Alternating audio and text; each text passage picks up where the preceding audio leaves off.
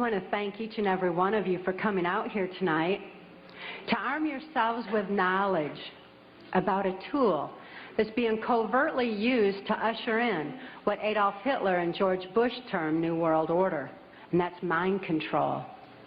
I've enjoyed talking with quite a few of you earlier this evening pertaining to how mind control has affected some of you or some of your loved ones. Mind control is very prevalent in this country and around the world. These criminals that are in control of our country operate on the philosophy that secret knowledge equals power. Many government secrets and personal reputations were staked on the belief that I could not be deprogrammed to remember those things that I was supposed to forget. They were wrong.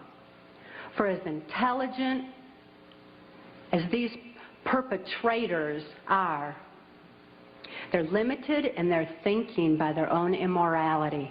They don't have wisdom. They don't think deep. And they never considered the strength of the human spirit. They never considered what would happen when a good man like Mark Phillips gained knowledge of their secrets and used them to restore a mind rather than control one. I know that I'm extremely fortunate to have survived my CIA, MK Ultra, White House, Pentagon level, trauma-based mind control victimization. Now that I'm in control of my own mind and ultimately my free will, I'm telling everything that I witnessed and saw and heard and photographically recorded behind the scenes of this New World Order effort. By telling their secrets, their power is eroding.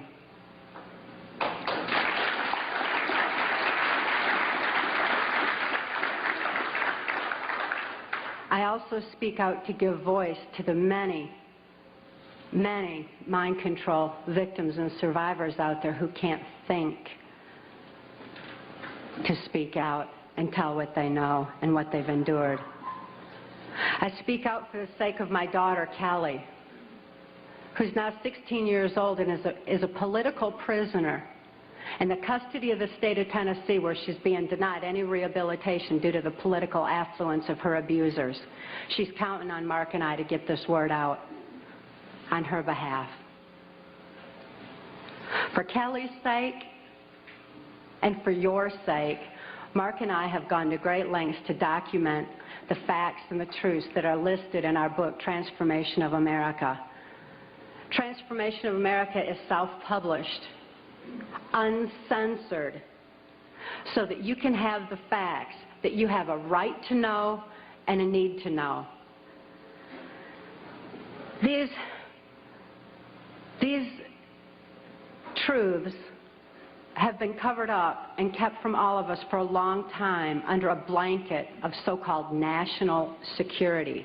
This is the same blanket of national security that has prevented us from obtaining justice despite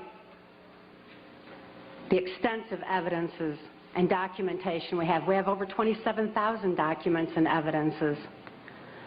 Government insider testimony, medical records, more than enough evidence for any legal procedure in this country, including congressional. But this blanket of national security has stopped us from obtaining justice. It's time for truth to prevail. It's time that these truths were brought to light for the sake of humanity as we know it. I'd like to begin by defining mind control by my experience. I realized that my experience was extreme, that the extensive, total robotic, absolute mind control I endured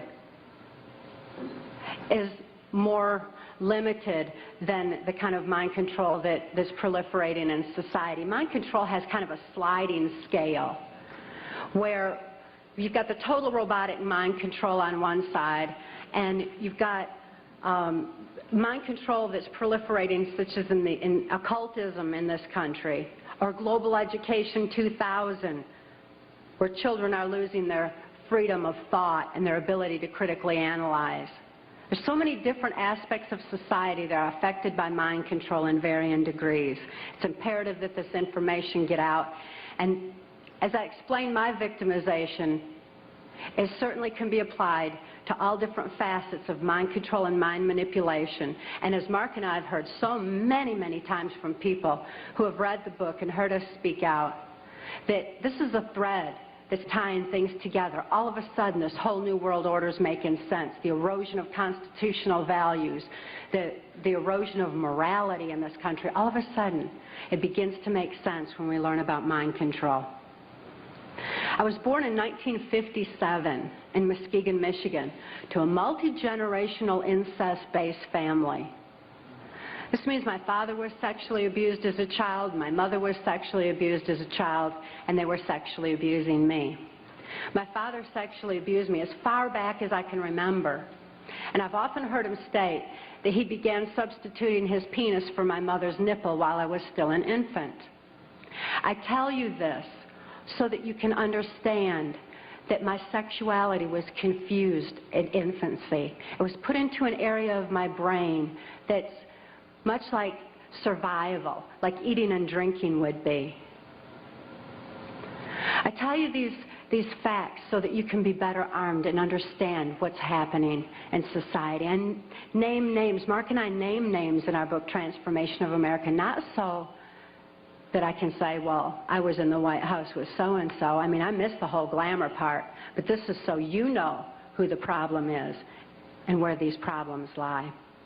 The sexual abuse that I was enduring was so horrific that I developed dissociative identity disorder.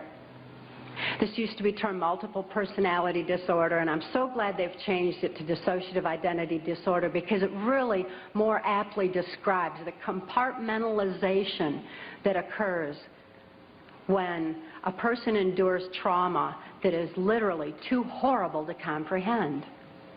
Even though I couldn't understand that what my father was doing was morally wrong, the pain and the suffocation of his abuse was so extensive that I developed dissociative identity disorder. It certainly was incomprehensible. There was no place for it in my mind to deal with such horror. Therefore, I developed a compartment in my brain, a little area behind amnesic barriers that was actually the neuron pathway shutting down in my brain in order to compartmentalize the memory of abuse so that the rest of my mind could function normally as though nothing had happened. So if I'd see my father at the dinner table, I didn't remember sexual abuse. But as soon as he unzipped his pants, the part of me, that part in my brain that knew how to deal with that horrific abuse, the neuron pathways actually physically opened up so that that part of my mind could deal with my father again and again and again as needed. I certainly had a lot of experiences within that compartment that dealt with my father's abuse.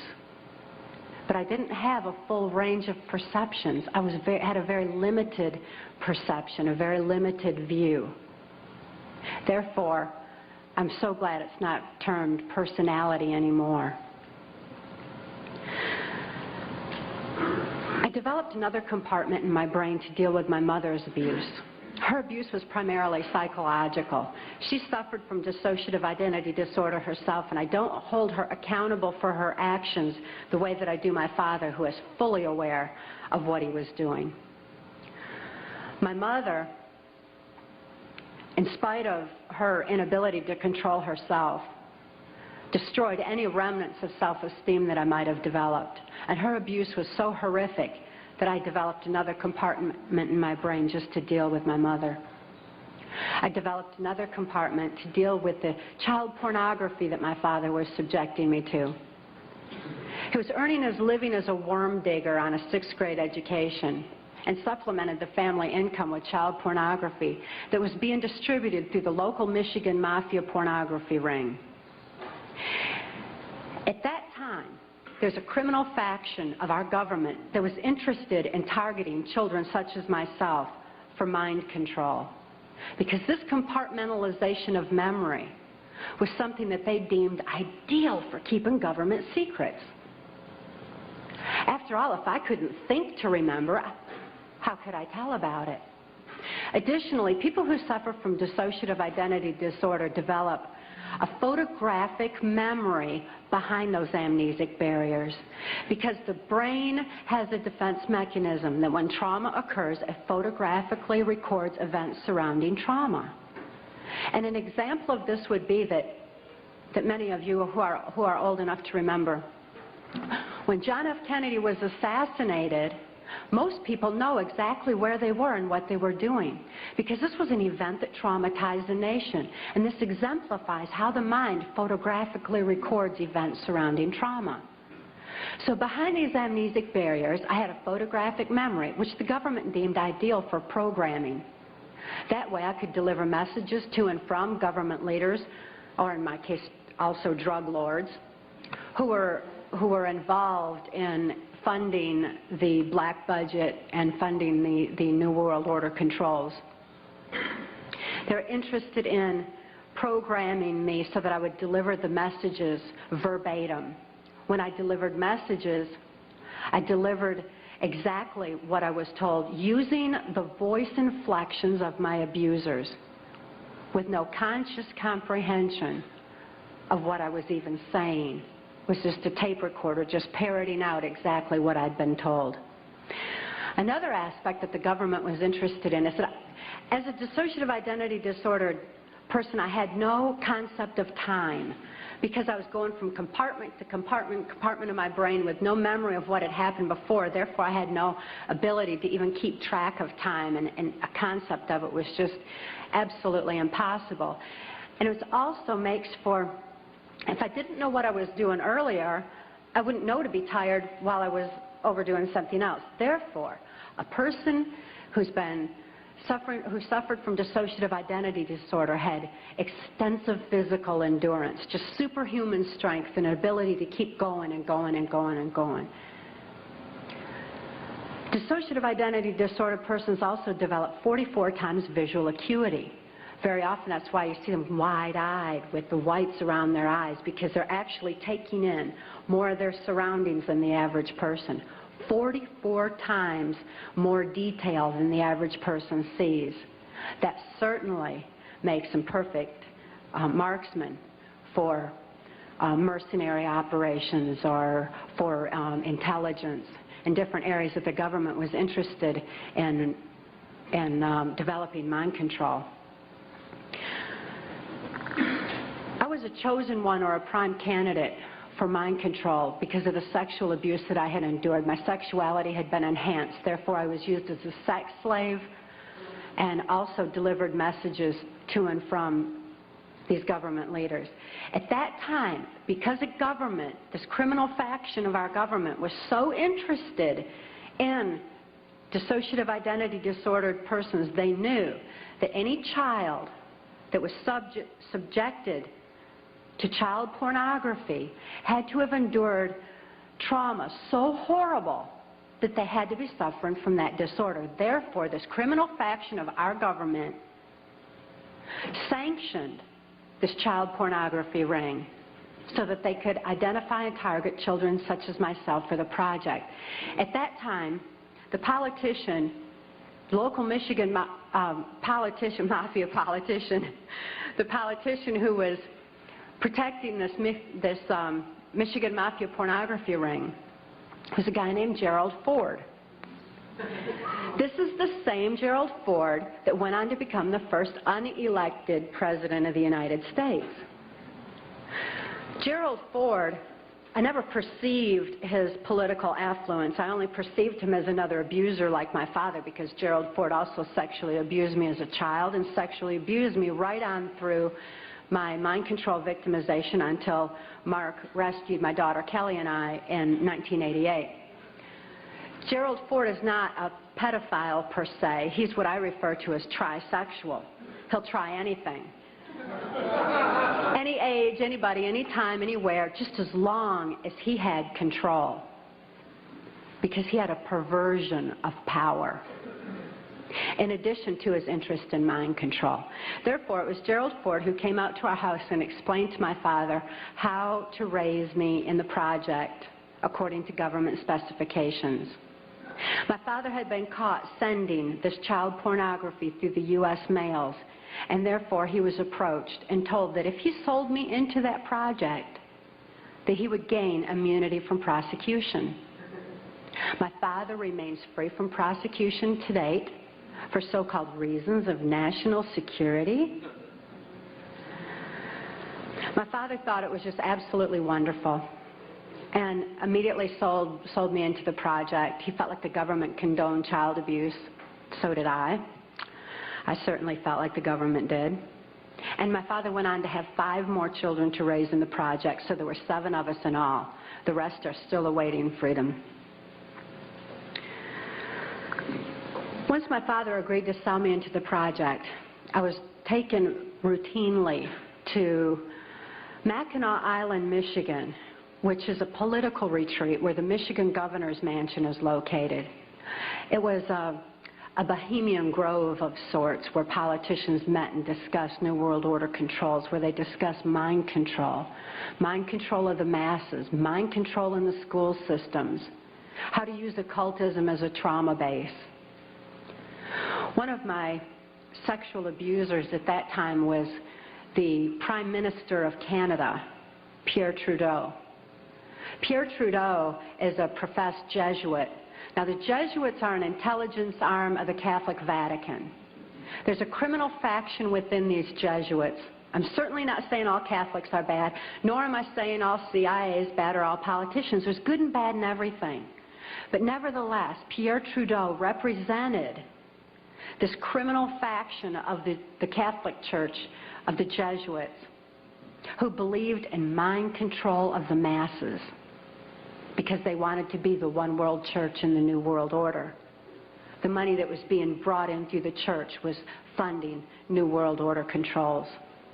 And he firmly believed in mind control. Another sexual abuser of mine was then Michigan Senator and later U.S. Congressman Guy Vanderjagt. This is the same Guy Vanderjagt that went on to head the Republican National Committee that put George Bush into the office of president. It was at Mackinac Island, Michigan, when I was 13 years old, that I was dedicated to the senator who had become my owner in this mind control project. That's U.S. Senator Robert C. Byrd. Senator Byrd is a Democrat from West Virginia. And again, as you'll notice as I reveal any names, that this doesn't have anything to do with party lines. Democrats and Republicans both are involved because it's not about party lines, it's about who's for the New World Order and who's not. Nevertheless, Senator Byrd had been in office as I've been alive. He's still in office today. He's been head of our Senate Appropriations Committee, which means he held the purse strings of our country. He decided where money would be spent.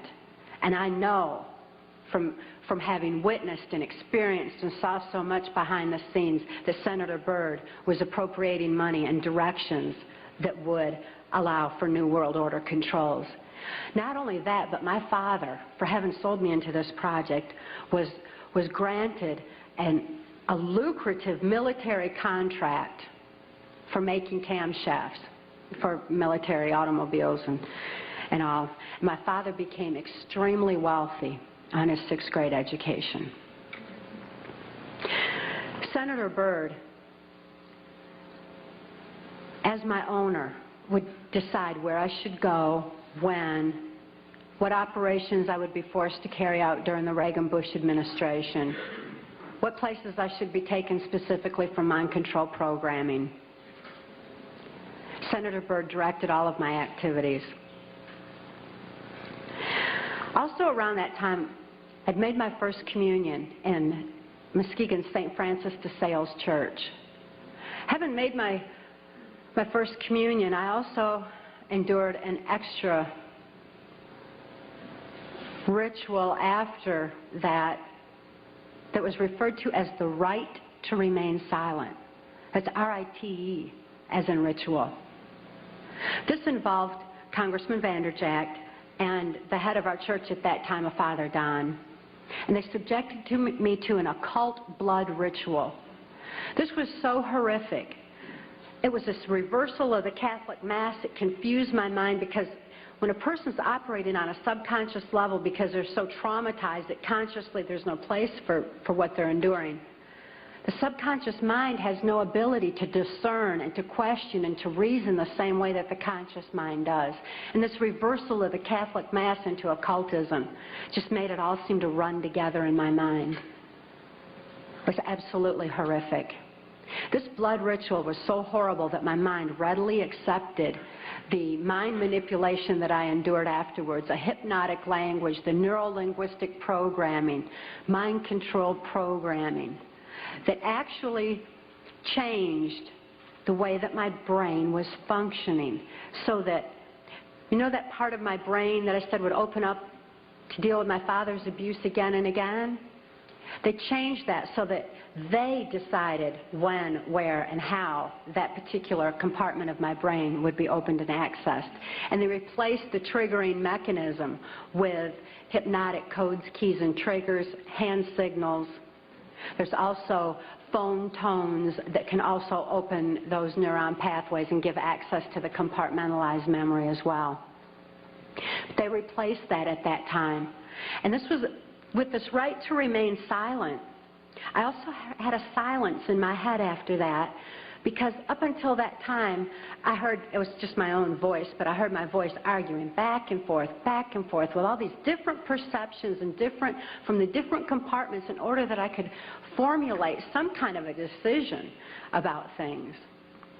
I remember before the right to remain silent that I had some free thoughts of my own, and I had hoped for a place in the world where people didn't abuse each other. I'd hoped to have 10 children that I knew would be at least 10 children in this world that weren't abused. I'd hoped for those things, but with the right to remain silent, I lost my capacity, my ability for free will thinking. I lost my ability to even hope anymore. I lost all free will entirely. This right to remain silent silenced this argument that always went on in my head, and instead all I ever heard from that point on was the voices of my abusers directing me, telling me exactly what it was I was supposed to do. I could only robotically follow those instructions and carry them out. By the time I was ready for high school, Senator Byrd ordered that I be sent to Muskegon Catholic Central High School. At that time, there was an enormous emergence of information. The Catholics had long since learned the effects of trauma on the human mind. They'd learned it and kept records of it for so many years, with such things as the Spanish Inquisition and other aspects where people who didn't follow the belief systems were wiped out. The Crusaders had also recorded a great deal of information pertaining to trauma on the human mind. This information was being merged with the Hitler-Himmler research that the CIA had taken and had been advancing on. The combination of the merging of the information was very powerful. And Muskegon Catholic Central was a place where this information was being brought together. It was at Catholic Central that the very basis, the very groundwork for Global Education 2000 was being implemented. This is Goals 2000, outcome-based education. There's many different names for the program that's being implemented in our school systems. It's being forced on our children by the federal government. Global Education 2000 was designed to increase our children's learning capacity while decreasing their ability to critically analyze. That way they would just readily accept whatever they were told without any question and just take all the information in. At Catholic Central, I got straight A's. I did really good in school because I was photographically recording everything in class. I endured occult ritual in the school chapel, as did numerous other students in the school. I certainly wasn't the only one. As a matter of fact, by that time, I really thought the whole world was involved in this kind of abuse. By then, my whole environment was saturated with it. This occultism, this trauma, created the photographic recording of all that I learned in school. Of course, I had no ability to critically analyze it or to creatively use it in any way, but the information was sure in there. It was while I was at Catholic Central that Gerald Ford went into the office of president. I had been conditioned by that time to believe that I had no place to run and no place to hide. This is a phrase that's used to lock in mind control victims of varying levels. There's no place to run, no place to hide. We're watching you. I certainly felt like I had no place to run and no place to hide. Who would I turn to? I couldn't turn to my parents. I couldn't turn to my church. Couldn't turn to my school. Couldn't turn to the local politicians. And now I couldn't even turn to the President of the United States. I truly felt locked in, which is exactly what they wanted for total control of my mind. Of course, since then, I've learned otherwise, and Mark wisely taught me while I was in the deprogramming process that I did have a place to run, so right at them. And I had no need to hide. Obviously, they do, by the way. They're covering up all their acts with the national security blanket. After I graduated from high school, Senator Byrd ordered that I be transferred to Nashville, Tennessee. Nashville, Tennessee was heavily involved in mind control at that time through the country music industry, and above all, the proliferation of CIA cocaine operations within the country music industry were already in full swing. The political corruption in Tennessee was just all the way to the top. The country music industry provided a cover for mind-controlled slaves like myself to be taken around the country to the various places as designated, and also to distribute and deliver the large quantities of CIA cocaine that was coming into the country. It was my experience that the CIA's so-called war on drugs is no more than the CIA eliminating their competition as they take over the drug industry worldwide.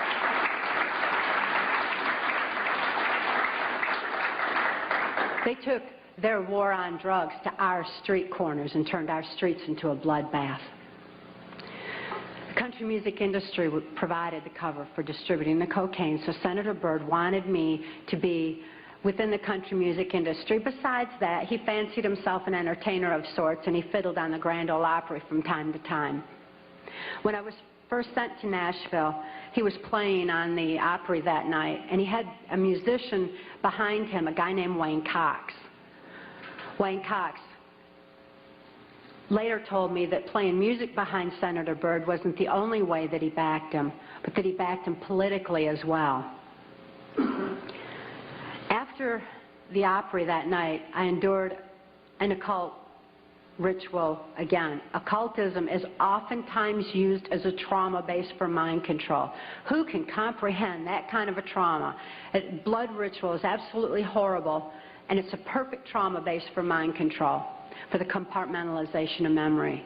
I witnessed Wayne Cox murder a railroad bum down at Nashville's Union Station. It was abandoned at that time, and there were bums around, and he shot him right between the eyes and cut off both of his hands, which was Cox's MO for murder.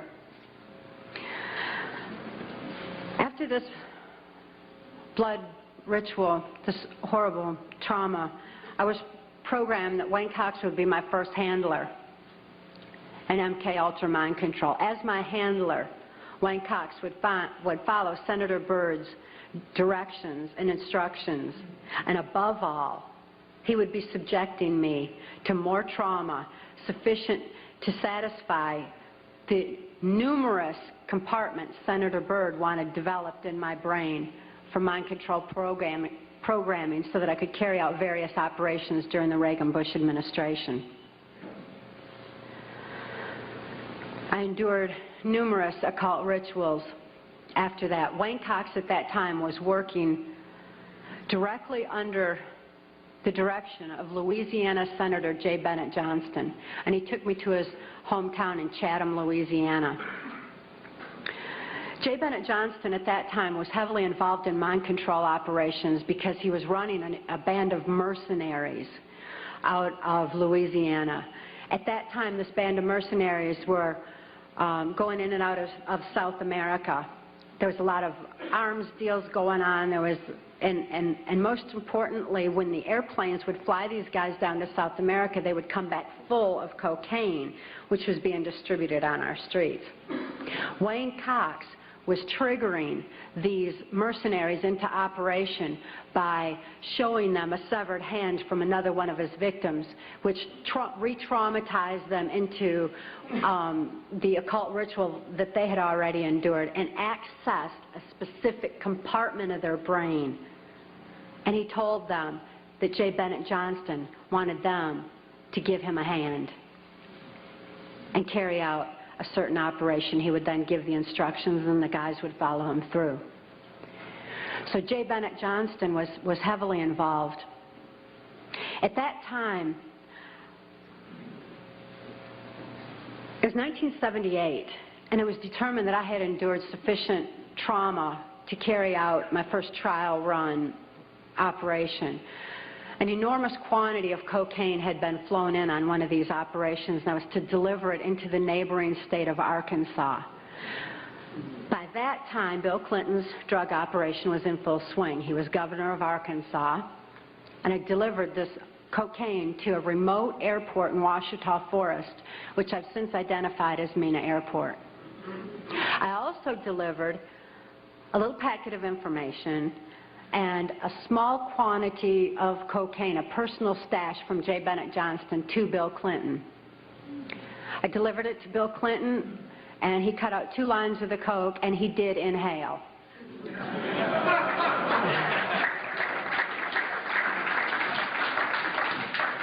That certainly wasn't the only time I saw Bill Clinton using cocaine. My sexual experience with Bill Clinton was extremely limited, in spite of the fact that I was a sex slave. It was my experience that Bill Clinton is bisexual, leaning far more towards a homosexual end. All I've ever seen him involved in was a homosexual activity, with very limited experience with him myself. Whereas my experience was much more prevalent with Hillary Clinton, because Hillary is also bisexual, leaning more towards a homosexual end, and it was she who accessed my sex programming to fulfill her perversions.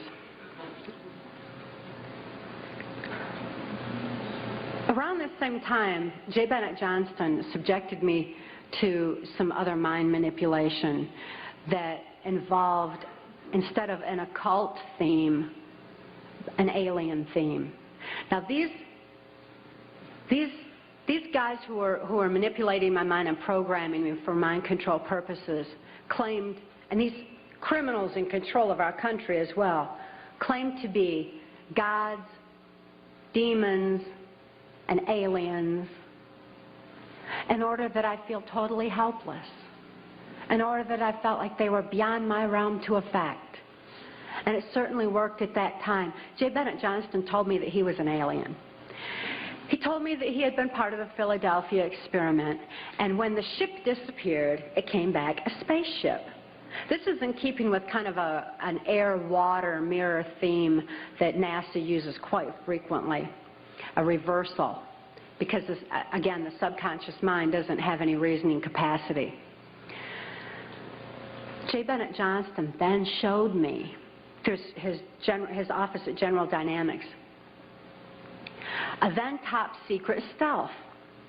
Here was this triangular stealth that wasn't in any of the school books, wasn't being talked about anywhere, wasn't out in the newspapers or anything else. It was being withheld. It was still a top-secret weapon system. But I saw this triangular stealth. It looked like a spaceship to me. I'd never seen anything like that. And everything that J. Bennett Johnston was doing and he was involved in certainly was alien to me. So it was easy for me to accept the idea that what was happening was in fact being perpetrated by aliens. I'm not saying that there's no such thing as aliens. That would be foolish of me to even say anything like that at all. But what I am saying is that it was my experience that these were people claiming to be aliens. If there's a reality out there pertaining to any alien influence, we need to sort out the government misinformation and disinformation and mind manipulation techniques that they're using. I know for a fact that the plan is to make all of us feel totally helpless, that what's happening is beyond our realm to affect because we've been taken over by aliens, that our Independence Day is dawning. So beware of that. Understand that those criminals have been keeping information and technology from us under their blanket of national security. They are 25 years ahead of us at least, technologically. Can you imagine what they've got now? 25 years ahead? What's happened that you're aware of in the last 25 years? Microwave ovens, we've got computerization, and they've had access to all of that to continue their own advancements. They're way ahead. So when they say, it's aliens, and they show us some incredible technology, don't fall into the trap of feeling totally helpless, that this is beyond our realm to affect. Superstition begins where knowledge leaves off. And they have been keeping knowledge from us for a long time. People have all kinds of belief systems. And I'm sure each and every one of you has various and different belief systems as well. Regardless of what your belief system is, it is imperative that you know that these criminals are people. They are within our realm to affect. They need to be held accountable for their actions and their crimes against humanity.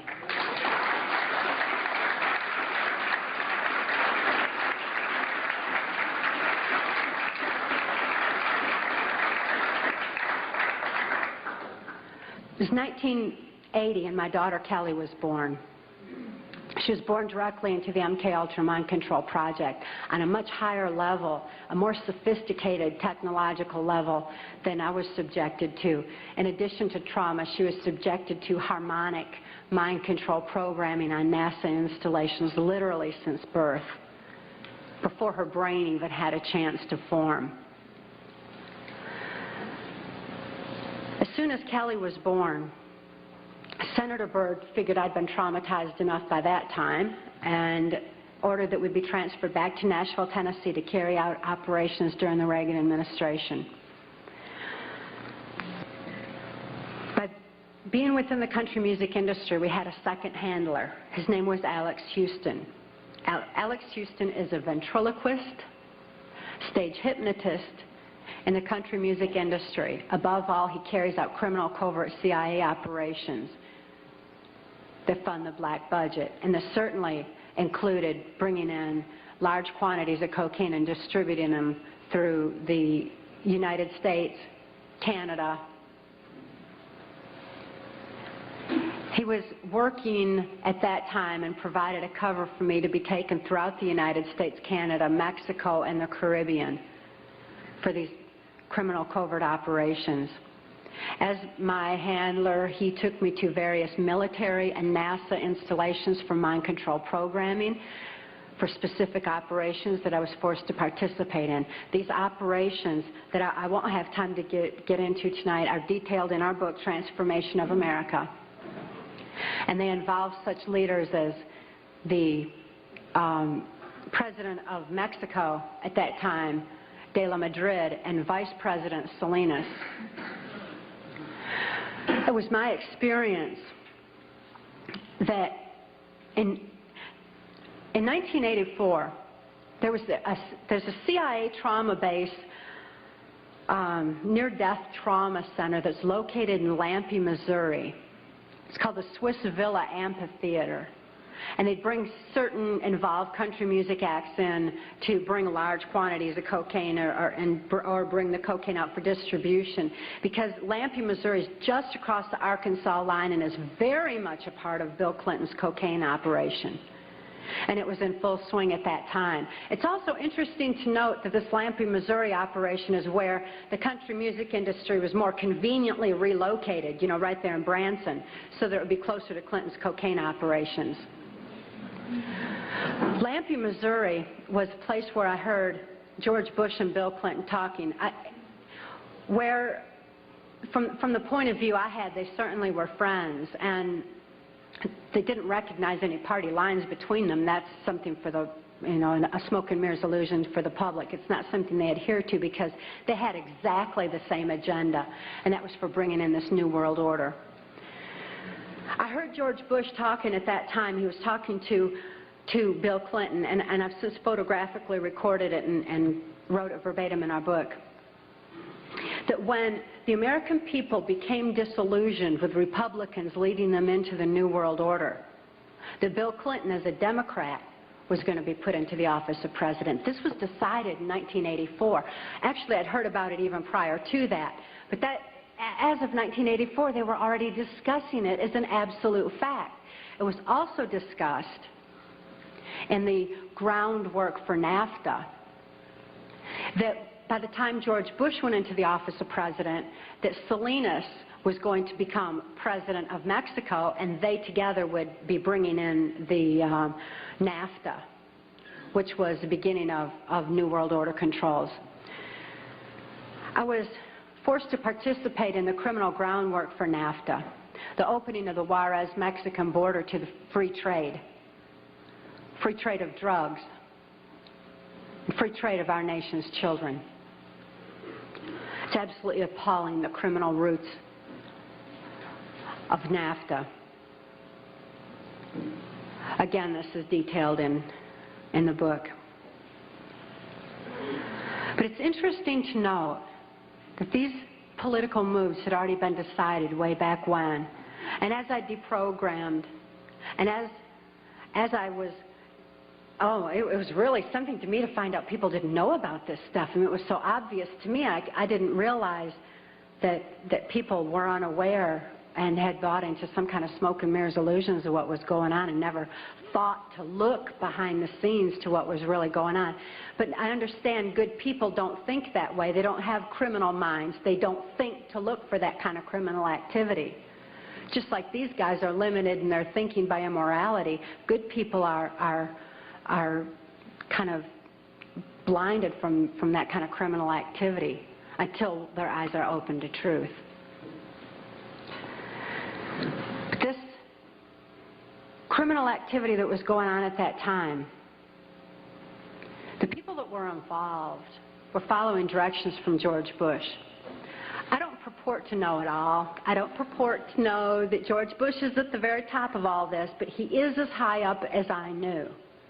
It was my experience that Ronald Reagan answered to George Bush, not robotically, not under mind control, but willingly, because George Bush was respected for what he knew about bringing in the New World Order. Consider his past. George Bush first began with the United Nations. Then he went on to head our CIA. Then he ran our country through 3 administrations that I'm aware of, the Reagan administration, his administration, and the Clinton administration, because Reagan and Clinton both answered to him. Mexican President de la Madrid answered to him and knew that Salinas was to be coming into power, and Salinas had more influence in Mexico at that time than de la Madrid, that, as far as my experience was concerned. Also, Saudi Arabian King Fahd followed orders from George Bush, as did the Prime Minister of Canada, Brian Mulroney. In 1983, I heard Ronald Reagan and Brian Mulroney discussing the New World Order. Senator Byrd had acted in the capacity of a pimp and prostituted me to Reagan, and I was present at this White House cocktail party. Now, Ronald Reagan certainly provided a wonderful smoke and mirrors illusion for all of us. For those of you who don't want to believe that he's involved in this, he told you he's an actor. And he did a real good job of it for a long time. That was his role. That's what he was supposed to do. Nevertheless, I heard Ronald Reagan telling Brian Mulroney that he believed the only way to world peace was through mind control of the masses. I know from experience there's no peace of mind under mind control. And I wonder at a world peace where people don't have peace of mind. Mind control, the ramifications of mind control are far-reaching, because I also know that under mind control there's no free thought. Without free thought, there's no free will. Without God-given free will, there's no soul expression. What kind of a world peace can we have without any free will or any soul expression, without any spirituality? Mind control needs to be exposed in order that people maintain their freedom of thought, in order that people maintain their free will and have that spiritual expression, because of spirituality, when people have soul and spirituality, they're going to be acting in a capacity of love anyway. That is where world peace is, not in mind control.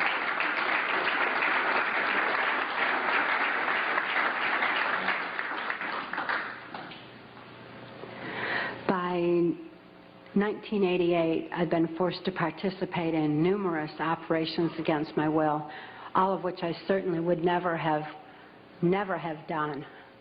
I guess if I had had any part of me that was willing to do anything like that, mind control would not have been necessary.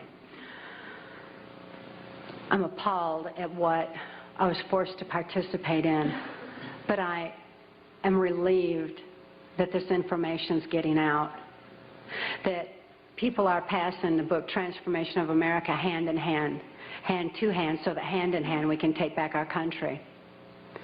This information is information that you have a right to know and a need to know, and their controlled medias are not going to suppress truth. Truth prevails.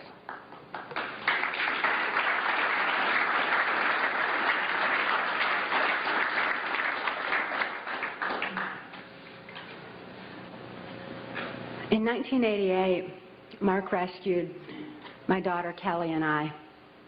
We couldn't think to escape. I couldn't think to save my daughter any more than I could think to save myself. And all those childhood hopes and dreams were certainly hadn't come to fruition. When Mark rescued Kelly and I, we didn't have any ability to even hope for good people. We didn't know they even existed. We didn't have a capacity to trust anyone. It wasn't within our realm of experience. I couldn't think to reason that Mark was a good guy. But I'd seen him with his animals. And even though I didn't have any ability to consciously reason, and Kelly didn't have any ability to consciously reason things out or to think things out, we had this extra sense developed. We sensed things very strongly. After all, when you consider that we use, 10% of our brain, we'd been like blasted into other parts of our brain, and these parts of our brain were real perceptive on what's considered, I suppose, psychic levels by some definition. When we had a sense for things, kind of like the animals did. And we noticed that the animals loved Mark. He had these raccoons that he'd rescued. He had 3 raccoons, and they all loved him, and they hugged him, and they wrapped their arms around his neck, and they patted on his face and kissed him. And, you know, that was really a neat thing for us to see, because we had only seen our animals abused. We lived on a farm. We had lived on a farm, and we had dogs and cats and horses and cows and guineas and chickens and all kinds of animals, all of which Alex Houston tortured or killed to keep us in line to, you know, if we didn't do this, this would happen to our pet. And we loved our animals. Please bear this in mind, that people who abuse children oftentimes abuse animals. If you see someone abusing an animal, keep your eyes open, look further, make sure those kids are safe. I've never seen an exception to this rule. Not that there's not one out there somewhere, but I've never seen an exception to it. So it was very telling to us that these animals loved Mark. Additionally, when he came in and rescued us, I mean, here we were under the gun of the CIA. Everything was very precarious, to say the least. I was 30 years old. I was supposed to be killed, as most mind-controlled slaves are at the age of 30. Besides, I was considered too old for sex by that time, so I was supposed to be wiped out. But Mark came in and rescued me from certain death and rescued my daughter from a fate much worse than death, and took the time to rescue our animals. He packed up all those cows and horses and guineas and chickens and loaded them up on these different trailers and everything and brought them to safety as well. This had a profound impact on Kelly and I. We certainly developed an ability to trust right there and then. Mark took us to the safety and serenity of Alaska. Since we were safe for the first time in our lives, experiencing love for the first time in our lives, memories of our past began flashing on our mind's screen. As these memories flashed, and I started to remember what had happened to me and to my daughter, particularly during the Reagan-Bush administration, I became enraged. I was enraged at what my daughter had been through, the tortures I'd endured, and what the plan was for humanity as a whole. I'd have been blinded by that rage, immobilized by that rage, if it weren't for Mark's wisdom in telling me that the best revenge is total recovery.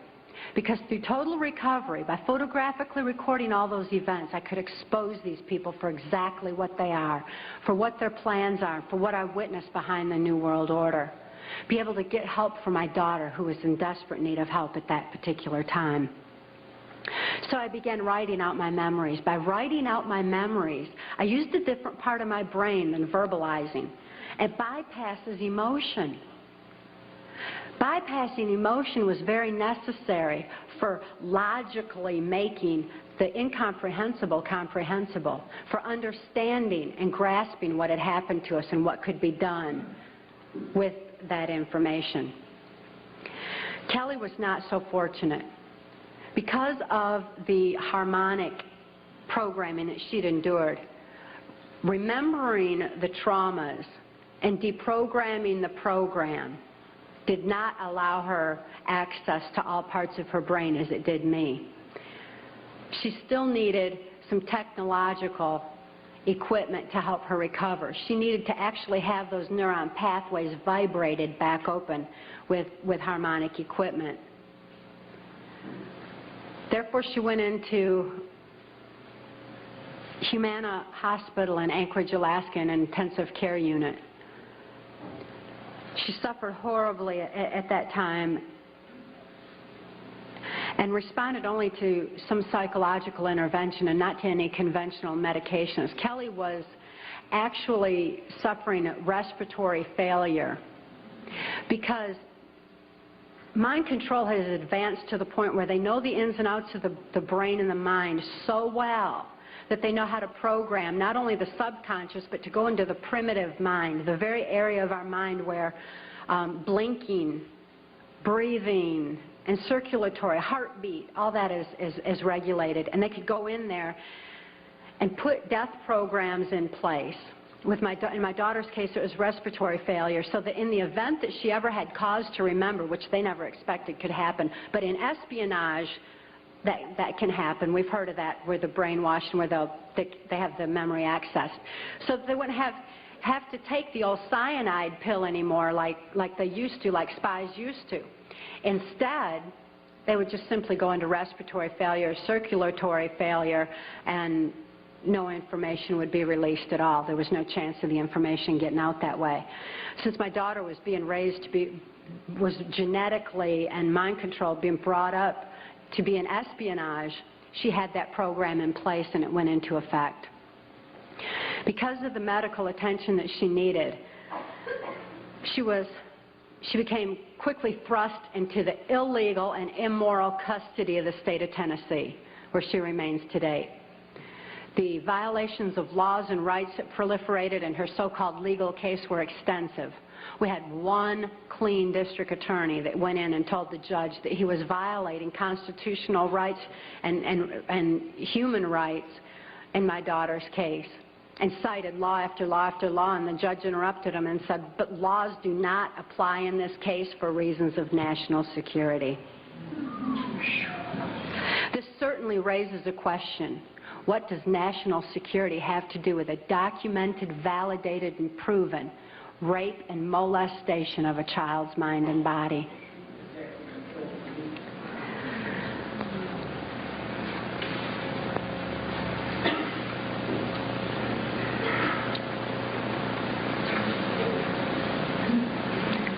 For Kelly's sake, and the sake of so many other mind control survivors out there, we need to lift this veil of national security. We need to repeal the 1947 National Security Act.